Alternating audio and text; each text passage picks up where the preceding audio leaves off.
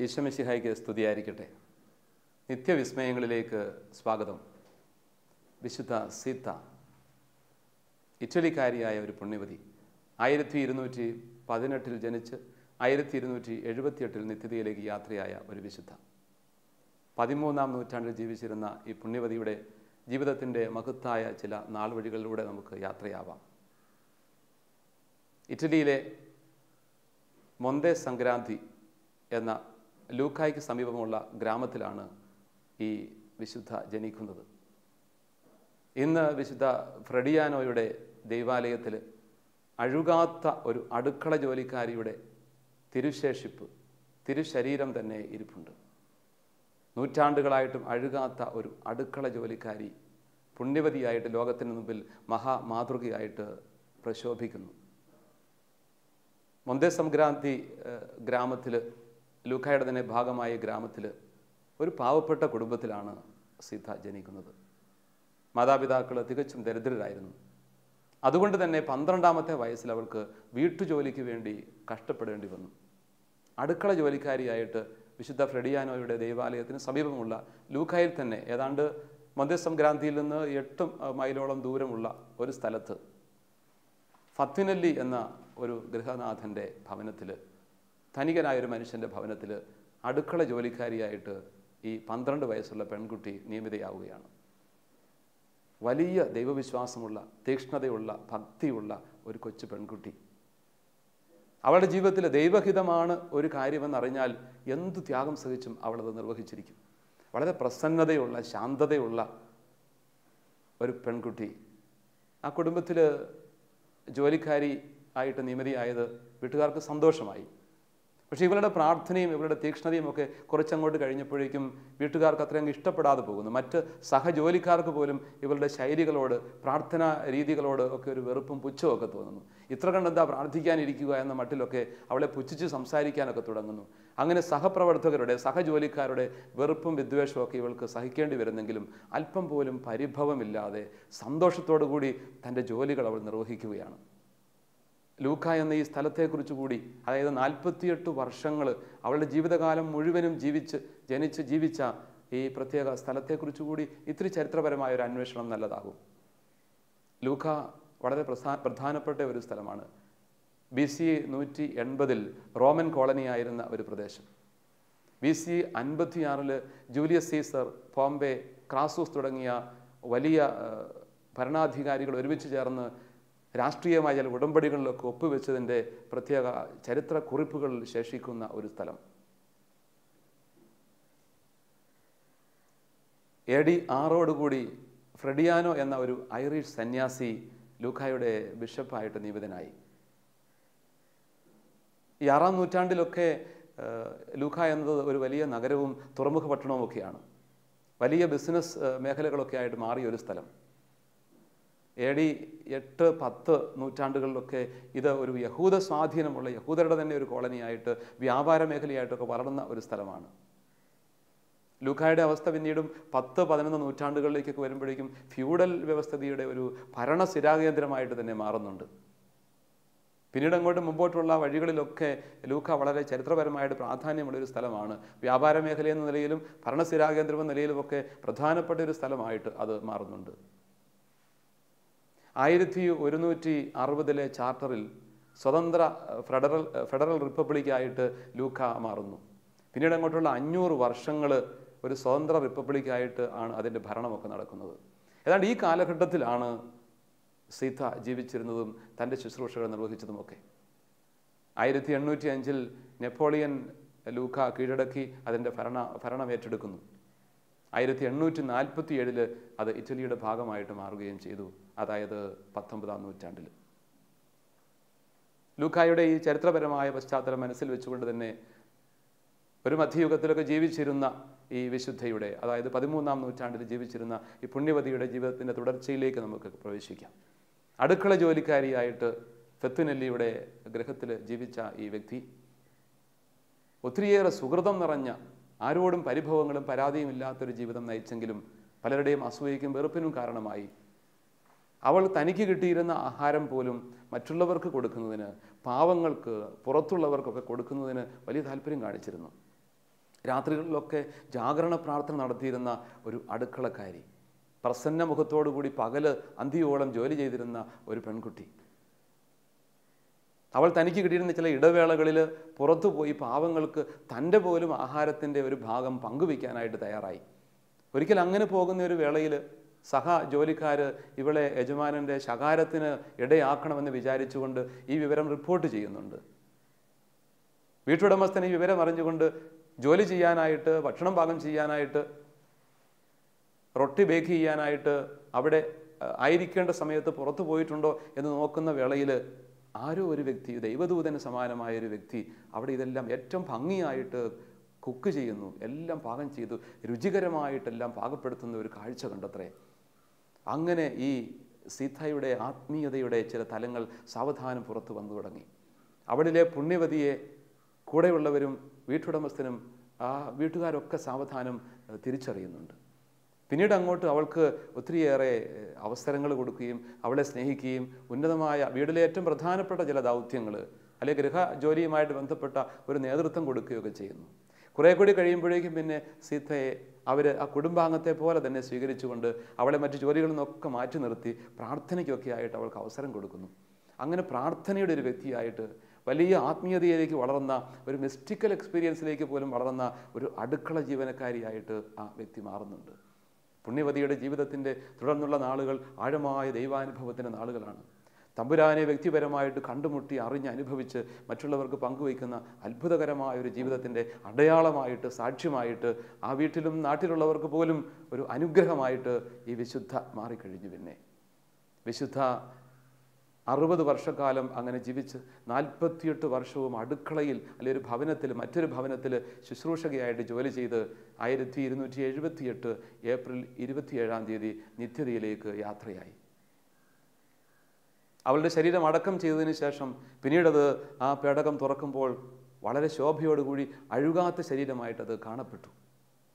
വളരെയേറെ നാളുകൾക്ക് ശേഷമാണത് വീണ്ടും തുറക്കാനിടയായത്. 1446 ഒരിക്കൽ കൂടി ആ കുഴിമാടം തുറക്കുകയും അപ്പോഴും ശോഭയോടുകൂടി ഇരിക്കുന്ന ശരീരം കാണുകയും വീണ്ടും അത് വലിയൊരു വിശുദ്ധയാണെന്ന തിരിച്ചറിവോടുകൂടി അത് ഫ്രെഡിയാനോയുടെ ദൈവാലയത്തിൽ സ്ഥാപിക്കുകയും ചെയ്തു. 1652 വീണ്ടും ഈ പേടകം തുറന്നപ്പോഴും അത് ശോഭയോടുകൂടി തന്നെ കാണപ്പെട്ടു. അങ്ങനെ നൂറ്റാണ്ടുകൾ പിന്നിട്ട് ഒരു ശരീരം അഴുകാത്ത ശരീരമായിട്ട് ദൈവം സംരക്ഷിച്ചു എന്നുള്ള വലിയ സത്യം. അടുക്കള ജോലിക്കാരിയായിട്ട് ജീവിച്ച് അനേകർക്ക് അനുഗ്രഹമായി മാറിയ പുണ്യവതിയുടെ ജീവിതത്തിൻ്റെ നാൾ വഴികളിലൂടെ നമ്മൾ യാത്ര ചെയ്യുകയായിരുന്നു. ഈ ജീവിതത്തെ ഒന്നുകൂടി അടുത്തറിയാൻ, ഈ ജീവിതത്തിൽ ഉൾച്ചേരുന്ന സുവിശേഷത്തിൻ്റെ മഹത്തായ സന്ദേശം സ്വീകരിക്കാൻ, ആഴമായ ജീവിതത്തിൻ്റെ ആധ്യാത്മികത നമ്മുടെ ഹൃദയത്തിലേക്കും ജീവിതത്തിലേക്കും ഒപ്പിയെടുക്കാൻ നമുക്ക് തീഷ്ണമായി ആഗ്രഹിക്കാം, ആത്മാർത്ഥമായി ശ്രമിക്കാം തുടർന്ന് വരുന്ന നിമിഷങ്ങളിലൂടെ.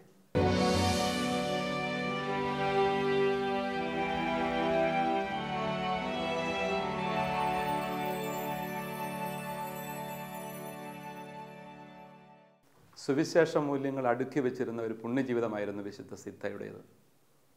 ദൈവഹിതം എന്തായിരുന്നാലും അത് പൂർത്തിയാവാൻ, സന്തോഷത്തോടെ അത് സ്വീകരിച്ച് പ്രാവർത്തികമാക്കാൻ ഈ പുണ്യവതിക്ക് വലിയ ശ്രദ്ധയുണ്ടായിരുന്നു. കൊച്ചു ചെറുപ്പത്തിൽ 12 വയസ്സ് പ്രായമുള്ളപ്പോൾ, അതിനു മുമ്പ് പോലും ദൈവത്തിൻ്റെ ഇഷ്ടമാണ് എന്തെങ്കിലും ഒരു കാര്യമെന്ന് പറഞ്ഞാൽ അത് 100% ചെയ്തിരിക്കും. അങ്ങനെയുള്ളൊരു ജീവിത ശൈലി തന്നെ പുണ്യവതിക്ക് ചെറുപ്പം മുതലേ ഉണ്ടായിരുന്നു. പിന്നീട് അവളുടെ ജീവിതത്തിൻ്റെ വരുന്ന കാലങ്ങൾ മുഴുവനും 48 വർഷങ്ങൾ അടുക്കള ജോലിക്കാരിയായി ജീവിച്ച നാളുകളിൽ മുഴുവനും ദൈവഹിതം അന്വേഷിച്ച് പ്രാവർത്തികമാക്കിയ ഒരു വ്യക്തി. ദൈവഹിതത്തിൻ്റെ ആൾരൂപമാണ് മിശിഹ. പിതാവിൻ്റെ ഹിതം നിർവഹിക്കുന്നതാണ് എൻ്റെ ഭക്ഷണം എന്നാണ് കർത്താവ് പറയുന്നത്. സ്വർഗസ്ഥനായ പിതാവേ, അങ്ങയുടെ നാമം പൂജിതമാകണം, അങ്ങയുടെ രാജ്യം വരണം, അങ്ങയുടെ തിരുമനസ് സ്വർഗത്തിലേതുപോലെ ഭൂമിയിലും. അതാണ് ഈശോ പഠിപ്പിച്ച പ്രാർത്ഥന. സ്വർഗസ്ഥനായ പിതാവിൻ്റെ ഹിതം, തിരുമനസ് എന്തായിരുന്നാലും അത് സ്വർഗത്തിലേതുപോലെ ഭൂമിയിലുമാകണം, വ്യക്തി ജീവിതങ്ങളിലാവണം, എൻ്റെ ഹൃദയത്തിലാവണം. ഞാൻ ജീവിക്കുന്ന മേഖലകളിലൊക്കെ ഈ പിതാവിൻ്റെ ഹിതം നിറവേറ്റുമ്പോഴാണ് ദൈവരാജ്യം സമാഗതമാകുന്നത്. അതിനു വേണ്ടിയിട്ടായിരിക്കണം എൻ്റെ ജീവിതം സമർപ്പിക്കേണ്ടതെന്ന് ഈശോ തന്നെ പഠിപ്പിക്കുന്നു. സുവിശേഷത്തിൻ്റെ മുഴുവനും ആകത്തുക എന്ന് വേണമെങ്കിൽ വിശേഷിപ്പിക്കാവുന്നതാണ് പിതാവിൻ്റെ ഹിതം നിർവഹിക്കുക. എന്നെ സംബന്ധിച്ചുള്ള ദൈവത്തിൻ്റെ പദ്ധതി, എന്നെ സംബന്ധിച്ചുള്ള ദൈവഹിതം എൻ്റെ വാക്കിലും ചിന്തയിലും പ്രവൃത്തിയിലും കൂടെ യാഥാർത്ഥ്യമാവുക. ഈ ഒരു സമർപ്പണം നടത്താൻ നമുക്ക് എന്തുമാത്രം കഴിയുന്നുവോ അത്രയേറെ നമ്മൾ വിശുദ്ധിയിൽ വളരും, അത്രയേറെ നമ്മുടെ ജീവിതത്തിന് അർത്ഥം കണ്ടെത്താൻ പറ്റും, അത്രയേറെ നമ്മുടെ ജീവിതം ദൈവം ആഗ്രഹിക്കുന്ന വഴിയിലൂടെയായിരിക്കും നീങ്ങുന്നത്. ദൈവഹിതം പലപ്പോഴും അവഗണിക്കപ്പെടുന്നുണ്ട് നമ്മുടെ അനുദിന ജീവിതങ്ങളിൽ. എൻ്റെ വ്യക്തിപരമായ ഇഷ്ടങ്ങൾ, എൻ്റെ സ്വാർത്ഥം, എൻ്റെ താല്പര്യങ്ങൾ, എൻ്റെ തന്നിഷ്ടങ്ങൾ, ഇതൊക്കെയാണ് പലപ്പോഴും നമ്മെ നയിക്കുന്നത്. ഇത് ദൈവത്തിന് ഹിതമാണോ, ദൈവത്തിൻ്റെ ആഗ്രഹമനുസരിച്ചാണോ ഞാനത് ചെയ്യുന്നത്, ഞാനിത് പറയുന്നത് എന്നൊരു മറു ചോദ്യം എന്നോട് തന്നെ മാറുനിന്ന് ചോദിക്കാൻ പലപ്പോഴും എനിക്ക് കഴിയുന്നില്ലെന്നുള്ളതാണ് സങ്കടകരമായ ദുരവസ്ഥ. നമ്മുടെയൊക്കെ ജീവിതങ്ങളിൽ ഒരു വലിയ ആത്മപരിശോധനയായിട്ട് മാറണം. ദൈവത്തിൻ്റെ ഇഷ്ടമാണോ ഞാൻ ഈ ചെയ്യാൻ പോകുന്നത് എന്നുള്ളൊരു ചോദ്യം എൻ്റെ ജീവിതത്തെ പിടിച്ചു കുലുക്കണം. നമ്മുടെ കുടുംബങ്ങളിൽ കർത്താവ് നാഥനാണെന്നൊക്കെ നമ്മൾ പറയുമ്പോഴും, സകലത്തിൻ്റെയും നാഥ എന്ന കുർബാന മധ്യയെ നമ്മൾ ഉത്ഥാനഗീതം ആലപിക്കുമ്പോഴും ഒക്കെ കർത്താവ് എൻ്റെ ജീവിതത്തിൻ്റെ നാഥനായി മാറുന്നുണ്ടോ? എൻ്റെ വികാരങ്ങളുടെ, വിചാരങ്ങളുടെ, വാക്കുകളുടെ, ചെയ്തികളുടെ നാഥനായിട്ട് ഈശോ മാറുമ്പോൾ അവൻ്റെ ഹിതം ഞാൻ നിർവഹിക്കുന്ന വ്യക്തിയായി മാറും. അതുകൊണ്ട് ചെറിയ കാര്യങ്ങളിലും ഈ ഒരു തീരുമാനമെടുക്കാൻ നമുക്ക് കഴിയണം. ഈശോയുടെ ഇഷ്ടമനുസരിച്ചാണോ ഞാൻ ചെയ്യുക? കൊച്ചു ത്രേസ്യ പുണ്യവതിയെ പോലെയുള്ള ആളുകളും വിശുദ്ധാത്മാക്കളെല്ലാം തന്നെ കർത്താവിൻ്റെ ഇഷ്ടമാണോ ഇത്, എങ്കിൽ മാത്രം ഞാനിത് ചെയ്യുന്നു. അങ്ങനെയുള്ള കൊച്ചു കാര്യങ്ങളിലുള്ള വലിയ വിശ്വസ്തത, അത് പ്രധാനപ്പെട്ടതാണ്. പുണ്യവതിയുടെ ജീവിതത്തിൻ്റെ മറ്റൊരു വലിയ അധ്യായമാണ് വിശ്വസ്തതയുടെ ജീവിതം. തീരെ നിറം കെട്ടുപോയൊരു വാക്കാണ് ഈ വിശ്വസ്തത എന്നൊക്കെ പറയുക. വിജയം അത് വല്ലാതെ നമ്മൾ ആഘോഷിക്കുകയാണ്.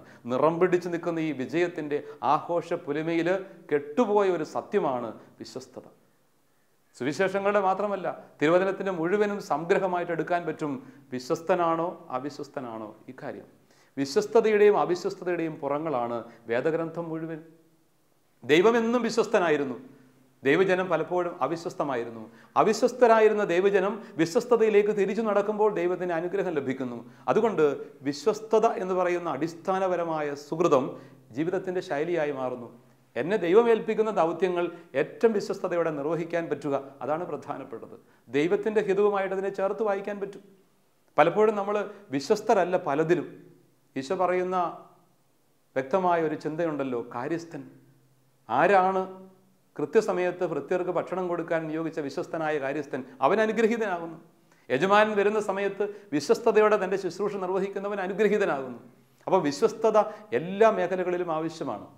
ഞാൻ സൂചിപ്പിച്ചതുപോലെ വിജയം എന്ന് വല്ലാത്ത അരങ്ങ് തകർക്കുന്ന പരിപാടികളായി മാറുന്നു. വിജയം സീരീസ്, പുസ്തകങ്ങൾ നല്ലത് തന്നെ. പക്ഷേ വിജയം എന്നുള്ളത് വിശ്വസ്തയോട് ചേർത്ത് വായിക്കുന്നില്ലെങ്കിൽ അപകടമുണ്ട്. എങ്ങനെയെങ്കിലും വിജയം തട്ടിയെടുക്കാൻ വേണ്ടി ഏതു വഴിയും ഞാൻ ശ്രമിക്കുക. ഒരു ജോലി കിട്ടിയിട്ട് വേണം 2 അവധി എടുക്കാനെന്ന മട്ടിൽ കാര്യങ്ങൾ നീങ്ങുമ്പോൾ എത്രയോ അപകടകരമാണ്. ഏറ്റവും കുറച്ച് അധ്വാനിച്ചിട്ട് കൂടുതൽ ലാഭമുണ്ടാക്കുക, കൂടുതൽ നേടിയെടുക്കുക, ഇതെല്ലാം തെറ്റായ കാഴ്ചപ്പാടുകളാണ്. എൻ്റെ അധ്വാനത്തിന് ആനുപാതികമായ ഫലമാണ് എനിക്ക് ലഭിക്കേണ്ടത്. അതുകൊണ്ട് തന്നെ വിശ്വസ്തതയില്ലാത്ത എൻ്റെ പ്രവൃത്തികളൊക്കെ ദൈവസന്നിധിയിൽ അസ്വീകാര്യങ്ങളായി മാറുന്നു, ദൈവത്തിന് ഹിതകരമല്ലാതായി മാറുന്നു. ജീവിതത്തിൽ വിജയങ്ങളെക്കാൾ അപ്പുറത്ത് വിശ്വസ്തതയ്ക്ക് പ്രാധാന്യം കൊടുക്കണമെന്നർത്ഥം. ഒരർത്ഥത്തിൽ പറഞ്ഞാൽ വിജയം തന്നെ ഇല്ല, വിജയവും പരാജയവും മാറി മാറി വരുന്നു. ചിലപ്പോൾ പരാജയങ്ങൾ പിന്നീട് പുറംതിരിഞ്ഞ് നോക്കുമ്പോൾ വിജയങ്ങളാണെന്ന് തിരിച്ചറിയുന്നു. എവിടെയെല്ലാം ഞാൻ വിശ്വസ്തനായിരിക്കുന്നുവോ, ഭാര്യ എന്ന നിലയിൽ, ഭർത്താവ് എന്ന നിലയിൽ, മകൻ മകൾ എന്നീ നിലകളിൽ, സഹോദരങ്ങളെന്ന നിലയിൽ, പുരോഹിതൻ സന്യസ്തർ എന്ന നിലകളിലൊക്കെ എവിടെയൊക്കെ ഞാൻ കൂടുതൽ വിശ്വസ്തനായിരിക്കുന്നുവോ അവിടെയാണ് എനിക്ക് അനുഗ്രഹം കിട്ടുക. യഥാർത്ഥത്തിൽ വിജയം എന്ന് പറയുന്നത് വിശ്വസ്തതയ്ക്ക് ദൈവം കൊടുക്കുന്ന അനുഗ്രഹമാണ്. വിശ്വസ്തതയ്ക്ക് ദൈവം കൊടുക്കുന്ന സമ്മാനമാണ് യഥാർത്ഥ വിജയം. അല്ലാതെ ഏതെങ്കിലും തരത്തിൽ വെട്ടിപ്പിടിക്കാൻ, കുതികാല് വെട്ടാൻ, കസേര കളിക്കാൻ, അങ്ങനെയൊക്കെ എനിക്ക് ലഭിക്കുന്ന വിജയങ്ങളൊന്നും അടിസ്ഥാനപരമായിട്ട് എൻ്റെ വിജയമായിരിക്കില്ല. അതൊക്കെ ഇന്നല്ലെങ്കിൽ നാളെ തകർച്ചയിലേക്ക് എത്തിക്കും. അതുകൊണ്ടൊന്നും എൻ്റെ ജീവിതത്തിൽ അർത്ഥം കണ്ടെത്താനായിട്ട് പറ്റില്ല എന്നുള്ള പരമാർത്ഥം നമ്മൾ തിരിച്ചറിയണം. പുണ്യവതിയുടെ ജീവിതത്തിൻ്റെ ശ്രദ്ധേയമായ മറ്റൊരു ഭാവമാണ് തൻ്റെ ഇല്ലായ്മയിൽ നിന്നും പങ്കുവെച്ചു എന്ന് പറയുന്നത്.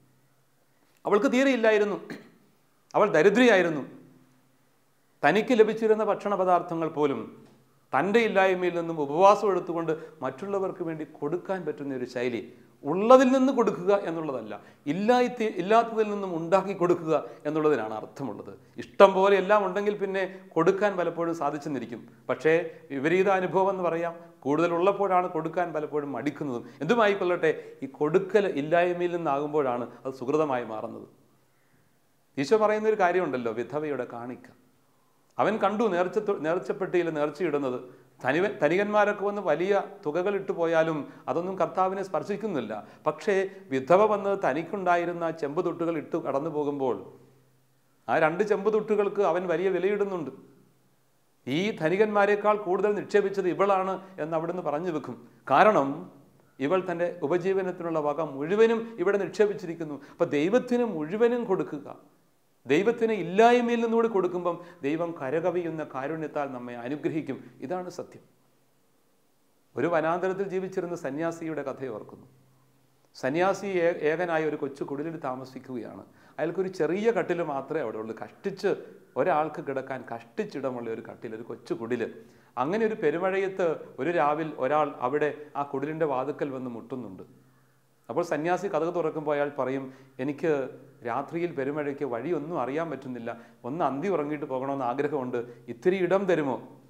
സന്യാസി പറയും, സഹോദര, ബുദ്ധിമുട്ടില്ല, പക്ഷേ ഇവിടെ ഇടം വളരെ കുറവാണ്. ചെറിയൊരു കട്ടിലുണ്ട്, ഒരാൾക്ക് കിടന്നുറങ്ങാൻ മാത്രമുള്ള ഇടം. പിന്നെ സുഹൃത്തിന് സന്തോഷമാണെങ്കിൽ കടന്നു വരാം, നമുക്ക് 2 പേർക്കും കൂടെ ഇരുന്നുറങ്ങാം, കിടന്നുറങ്ങാൻ ഇടമില്ല. അയാൾ സന്തോഷമായിട്ട് കടന്നു വന്ന് 2 പേരും കൂടെ ആ രാത്രിയിൽ ഇരുന്നുറങ്ങിക്കൊണ്ടിരിക്കുന്ന വേള 1 മണിക്കൂർ കഴിഞ്ഞപ്പോഴേക്കും ഇതാ മറ്റൊരു മുട്ട് വാതിലിൽ. കതക് തുറന്നപ്പോഴേക്കും മറ്റൊരു മനുഷ്യൻ നനഞ്ഞൊലിച്ച് അവിടെ നിൽക്കുന്നു. ഇത്തിരി ഒരു ഇടം തരുമോ എനിക്ക് ഈ രാവിൽ അന്തി ഉറങ്ങാൻ? അദ്ദേഹം പറഞ്ഞു, ഒരു ചെറിയ കട്ടിലേ ഉള്ളൂ, വളരെ കുറച്ച് ഇടമേ ഉള്ളൂ, ഒരാൾക്ക് മാത്രം കിടന്നുറങ്ങാം. ഇപ്പോൾ ഞങ്ങൾ 2 പേര് ഇവിടെ ഉണ്ട്, ഞങ്ങൾ ഇരുന്നുറങ്ങിക്കൊണ്ടിരിക്കുകയാണ്. ഇനി സഹോദരന് സന്തോഷമാണെങ്കിൽ നമുക്ക് നിന്നുറങ്ങാം. അങ്ങനെ ആ രാത്രിയിൽ അവർ 3 പേരും നിന്നുറങ്ങി എന്ന് പറയും. അപ്പോൾ ഈ നിന്നുറങ്ങാൻ പാകത്തിൽ ഹൃദയം വിശാലമായിട്ട് പങ്കുവെക്കാൻ പറ്റുക, കൊടുക്കാൻ പറ്റുക, ഇല്ലായ്മയിൽ നിന്നും ഇടം കൊടുക്കാൻ പറ്റുക, അതിൻ്റെ പേരാണ് കാലിത്തൊഴുത്ത്. ഇല്ലായ്മയിൽ ഇടം കണ്ടെത്തുക. കാലിത്തൊഴുത്തിൻ്റെ ശൂന്യതയിലേക്ക് ഇറങ്ങി വന്നിട്ട് എല്ലാം ഉണ്ടായിരുന്നവൻ ഒന്നും ഇല്ലായ്മയായി മാറിയ വെറുമയുടെ, ലാളിത്യത്തിൻ്റെ, ഇല്ലായ്മയുടെ, പങ്കുവെക്കലിൻ്റെ എത്ര സുന്ദരമായ അനുഭവം. ക്രിസ്മസ് അതൊക്കെയല്ലേ? അതുകൊണ്ട് നമ്മുടെയൊക്കെ ജീവിതത്തിൽ ഈ ഇല്ലായ്മയിൽ നിന്നും എനിക്കില്ല കൊടുക്കാനെന്ന് ആരും പറയാതിരിക്കട്ടെ. ഒരു പുഞ്ചിരിയെങ്കിലും സമ്മാനിക്കാനില്ലാത്തവരാരുണ്ട്? സ്നേഹത്തോടെ ഒരു വാക്ക് പറയാൻ പറ്റാത്തവരായി ആരുണ്ട്? കരുതലോടുകൂടി ഒരു സാന്നിധ്യം കൊടുക്കാൻ പറ്റാത്തവരായിട്ട് ആരുണ്ട്? അതുകൊണ്ട് ഇല്ലായ്മയിൽ നിന്നും പരമാവധി പങ്കുവെക്കുമ്പോൾ ദൈവത്തിൻ്റെ സമൃദ്ധിയുള്ള അനുഗ്രഹം നമ്മുടെ ജീവിതത്തിലേക്ക്, ഹൃദയത്തിലേക്ക് അവിടുന്ന് ചൊരിയും എന്നുള്ളതാണ് പരമാർത്ഥം. വിശുദ്ധ സിദ്ധായുടെ ജീവിതത്തിൻ്റെ മറ്റൊരു വലിയ സൗന്ദര്യമുള്ള മുഖമാണ് അവളുടെ പ്രശോഭിതമായ, ശാന്തമായ, സൗമ്യമായ മുഖം, ശാന്തമായ സംസാരശൈലി, ശോഭിതമായ ഒരു മുഖം, എപ്പോഴും പുഞ്ചിരിയോടുകൂടി എല്ലാത്തിനെയും സമീപിക്കുന്ന ശൈലി. ഒത്തിരി കുറ്റപ്പെടുത്തപ്പെട്ടവളാണ് അവൾ, ഒരുപാട് തെറ്റിദ്ധരിക്കപ്പെട്ടു ആദ്യ നാളുകളിലൊക്കെ. അപ്പോഴൊക്കെ സൗമ്യത വെടിയാതെ ശാന്തമായിട്ടൊരു പുഞ്ചിരിയോടെ എല്ലാത്തിനെയും നേരിടാൻ പറ്റി, എല്ലാത്തിനെയും സ്വീകരിക്കാൻ പറ്റി. സുവിശേഷത്തിൻ്റെ സന്തോഷം അതാണ് അവിടെ കാണുന്നത്. ഫ്രാൻസിസ് പാപ്പായുടെ ശ്രദ്ധേയമായ അപ്പസ്തോലിക പ്രബോധനമുണ്ടല്ലോ, എവാങ്കലി ഗൗദിയും. സുവിശേഷത്തിൻ്റെ സന്തോഷം, എവാങ്കലി ഗൗദിയും എന്ന ആ അപ്പസ്തോലിക പ്രബോധനത്തിൽ പിതാവ് പറഞ്ഞു വെക്കും, ഈശോയെ കണ്ടുമുട്ടുന്ന മനുഷ്യൻ്റെ ഹൃദയത്തിൽ ഒരിക്കലും നഷ്ടപ്പെട്ടു പോകാനാവാത്ത വലിയൊരു സന്തോഷമുണ്ട്. ഈ സന്തോഷമാണ് നമ്മുടെ മുഖത്തുകൂടി പ്രസരിക്കുന്നത്. എപ്പോഴും കണ്ടുമുട്ടിയതിൻ്റെ, കർത്താവിനെ കണ്ടുമുട്ടിയതിൻ്റെ, നിധി കണ്ടെത്തിയതിൻ്റെ ഒരു വലിയ സന്തോഷം ഹൃദയത്തിൽ സൂക്ഷിക്കാൻ, അത് പങ്കുവയ്ക്കാൻ, അങ്ങനെ സ്നേഹത്തിൻ്റെയും സന്തോഷത്തിൻ്റെയും പ്രസരണം എൻ്റെ വ്യക്തിജീവിതത്തിലൂടെ മറ്റുള്ളവരിലേക്ക് പകരാൻ എനിക്ക് സാധിക്കുമ്പോഴാണ് ഞാൻ സുവിശേഷത്തിൻ്റെ സാക്ഷ്യമായി മാറുന്നത്. എത്ര ചെറിയ ജോലിയാണെങ്കിലും, എത്ര നിസ്സാരമായ കാര്യങ്ങളാണെങ്കിലും വലിയ വിശ്വസ്തയോടെ, വലിയ ആത്മാർത്ഥതയോടെ, സ്നേഹത്തിൻ്റെ പങ്കുവയ്ക്കുന്ന ശൈലിയോടുകൂടി സന്തോഷത്തോടെ നിർവഹിക്കുമ്പോൾ അതെല്ലാം സുഹൃതമായി മാറുന്നു, പുണ്യമായി മാറുന്ന അനുഭവം. അതുകൊണ്ട് ജീവിതം സുഹൃത സമ്പന്നമായി തീരുവാൻ വിശുദ്ധ സിദ്ധ നമ്മോട് ആവശ്യപ്പെടുന്നു. സാധാരണ ജീവിതത്തിൻ്റെ അനുദിന അനുഭവങ്ങളിൽ നമുക്ക് വിശുദ്ധരാകാൻ പറ്റുമെന്നുള്ളതിൻ്റെ വ്യക്തമായ അടയാളമാണ് ഈ പുണ്യവതി. അടുക്കള ജീവനക്കാരുടെയും വീട്ടമ്മമാരുടെയും ഒക്കെ മധ്യസ്ഥയായിട്ട് ലോകം ഇന്ന് ആദരിക്കുന്ന അഴുകാത്ത ശരീരമുള്ള ഈ പുണ്യവതി നമുക്ക് വലിയൊരു മാതൃകയായിട്ട് നിലകൊള്ളുന്നു.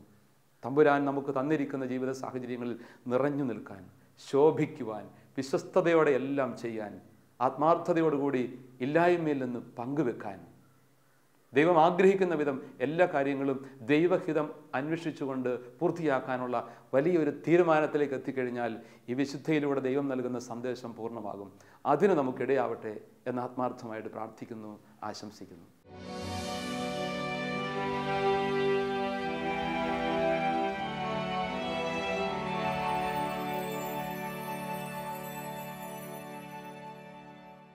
മിഴികളടച്ച് ദൈവസന്നിധിയിലേക്ക് നമുക്ക് ഹൃദയങ്ങൾ ഉയർത്താം.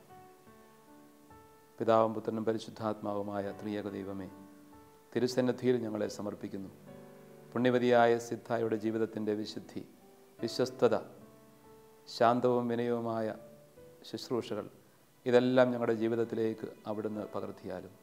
നല്ല ദൈവമേ, ഈ പുണ്യവതിയെപ്പോലെ വിശ്വസ്തയോടുകൂടി ഞങ്ങളായിരിക്കുന്ന മേഖലകളിൽ വ്യാപരിക്കുവാൻ, തീക്ഷ്ണതയോടും സ്നേഹത്തോടും കൂടി വ്യാപരിക്കുവാൻ, അങ്ങ് ആഗ്രഹിക്കുന്ന വിധം എളിയ ശുശ്രൂഷകൾ വലിയ സ്നേഹത്തോടുകൂടി നിർവഹിക്കുവാൻ ഞങ്ങളെ അനുഗ്രഹിച്ചാലും. ഞങ്ങളുടെ കുടുംബങ്ങളെ ആശീർവദിക്കണമേ. ഞങ്ങളുടെ ജീവിതവുമായി ബന്ധപ്പെട്ട എല്ലാ വ്യക്തികളെയും അവിടുന്ന് അനുഗ്രഹിക്കണമേ. ഞങ്ങളിലുള്ള ഗർവും അവിശ്വസ്തതകളും അവിടുന്ന് എടുത്തു മാറ്റി പരിശുദ്ധാത്മാവിനാൽ നിറച്ചുകൊണ്ട് സ്നേഹത്തോടെ നിനക്ക് ശുശ്രൂഷ ചെയ്യുവാനും നന്മ ചെയ്തുകൊണ്ട് ഈ ജീവിതം അർത്ഥപൂർണമായി ജീവിക്കുവാനും ഞങ്ങളെ അനുഗ്രഹിക്കണമേ. അമ്മയായ പരിശുദ്ധ കന്യകാമറിയമേ, അമ്മയുടെ ജീവിതത്തിൻ്റെ മാധ്യസ്ഥവും മാതൃകയും ഞങ്ങളെ ഏൽപ്പിക്കപ്പെട്ടിരിക്കുന്ന ദൗത്യങ്ങൾ അതിൻ്റെ പൂർണ്ണതയിൽ നിർവഹിക്കുന്നതിന് സഹായകമായി മധ്യസ്ഥം വഹിക്കണമേ. പുണ്യവതിയായ വിശുദ്ധ സിദ്ധ ഞങ്ങൾക്ക് വേണ്ടി പ്രത്യേകമായ വിധം മാധ്യസ്ഥം പ്രാർത്ഥിക്കണമേ. പിതാവും പുത്രനും പരിശുദ്ധാത്മാവുമായ സർവേശ്വര എന്നേക്കും ആമേൻ.